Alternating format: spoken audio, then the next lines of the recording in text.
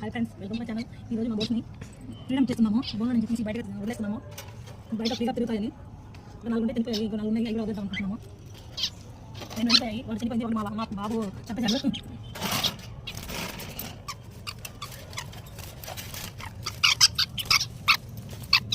కదా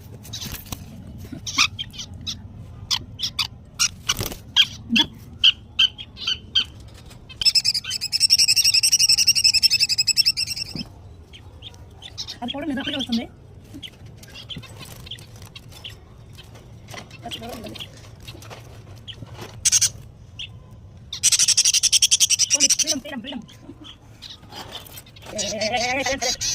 చిన్నకూడది, చాలా ముద్దుగా ఉంటుంది.